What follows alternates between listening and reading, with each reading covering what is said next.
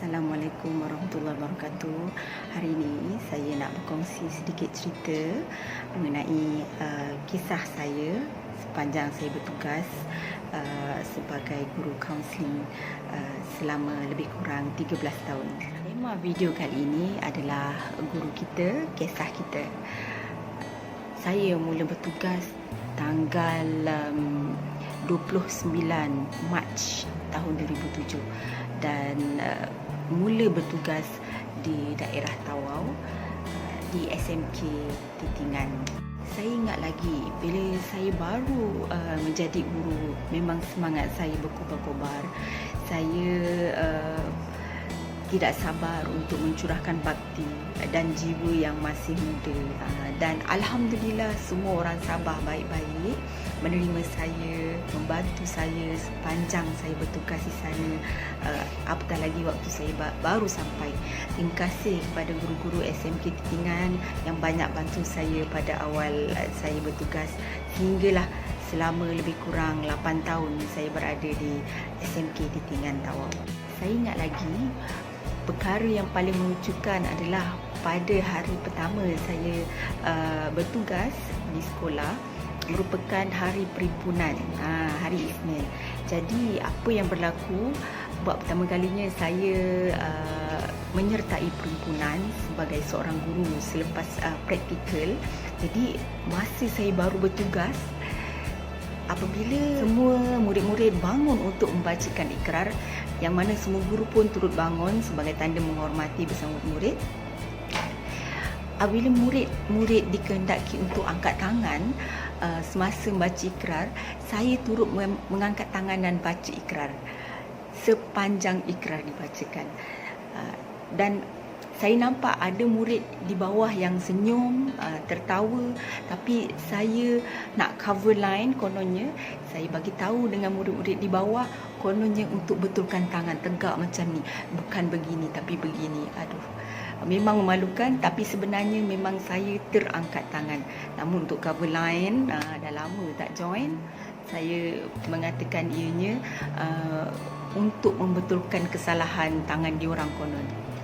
Banyak lagi peristiwa lain yang menunjukkan, yang menyedihkan, yang mana itulah tempat saya mula bertugas, kenal anak-anak murid saya daripada mereka kecil dan sehingga kini ada yang sudah mendirikan rumah tangga, ada yang ada anak, bekerja, berjaya. Alhamdulillah.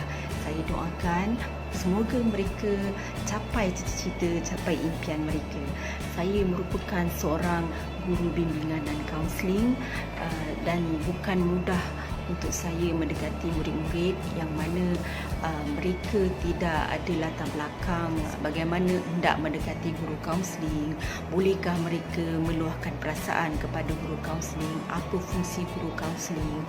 Jadi mereka agak takut.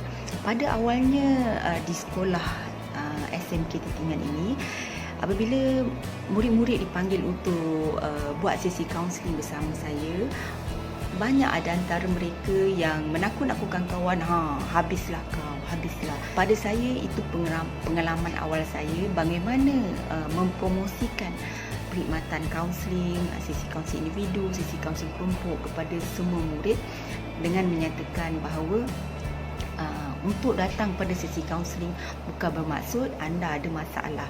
Malah sesiapa saja boleh dapatkan bantuan, boleh dapatkan perkhidmatan sesi kaunseling daripada guru kaunseling, dan apa yang anda ceritakan adalah rahsia antara anda dan guru kaunseling. Dari situlah saya nampak kepercayaan anak-anak murid kepada perkhidmatan kaunseling semakin kuat, dan Alhamdulillah murid-murid secara sukarelanya datang ke bilik kaunseling untuk mendapatkan perkhidmatan bimbingan kaunseling. Tidak kira sama ada dari segi disiplin, dari segi akademik, dari segi peribadi, persahabatan, even percintaan sekali. Pada tahun 2015, saya mengikut suami bertugas di SMK Labuan. Alhamdulillah daripada tahun 2015 sehingga kini hampir 5 tahun saya berada di Labuan. Saya juga sangat berpuas hati kerana dapat diterima bertugas dan sangat menerima bantuan kerjasama daripada semua guru, murid-murid di SMK Labuan.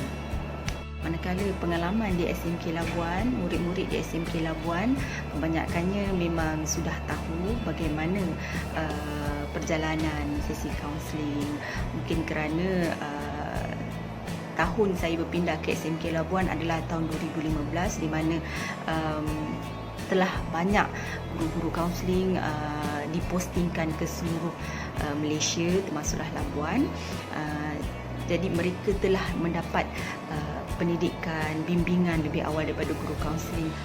Saya seorang kaunseling, saya seorang guru kaunseling. Walaupun saya merupakan seorang guru kaunseling, saya agak tegas. Bukan bermaksud saya tidak boleh didekati mana-mana murid. Namun tegas ni saya kerana saya sayangkan mereka seperti anak saya sendiri, seperti adik saya sendiri. Jadi apa pun yang saya lakukan adalah saya rasa demi kebaikan anak-anak murid saya. Saya doakan semua anak-anak murid saya berjaya mencapai impian walau di mana juga mereka berada, dan saya juga berdoa semua guru-guru terus jangan putus asa. Marilah kita sama-sama memberikan bakti, mencurahkan ilmu kepada anak-anak murid kita, walau apa pun yang berlaku, walau apa pun rintangan dan layanan anak-anak murid pada kita. Apabila kita ikhlas, kita terus tanpa putus asa menyampaikan ilmu kita, insya-Allah dengan izin Allah, dengan izin Tuhan, ilmu kita sampai. Bagaimana cara anak murid kita terima adalah berdasarkan kesedaran mereka, berdasarkan penerimaan mereka sendiri. Kita hanya menyampaikan, kita hanya membimbing, dan perubahan itu adalah dari mereka sendiri. Dan saya juga berdoa untuk diri sendiri, semoga saya dikuatkan semangat, semoga saya terus sihat untuk bimbing anak-anak murid saya. Semoga apa yang saya sampaikan sampai kepada mereka, dan insya-Allah apa yang saya sampaikan mereka dapat gunakan sepanjang hidup mereka mencapai kebahagiaan dan kejayaan. Itu sahaja pengalaman saya sedikit sebanyak sepanjang 13 tahun menjadi guru, bertugas sebagai guru bimbingan dan kaunseling, dahulu di Tawau, Sabah, dan sekarang di SMK Labuan. Berguru demi ilmu, bina generasi baru. Guru kita, kisah kita.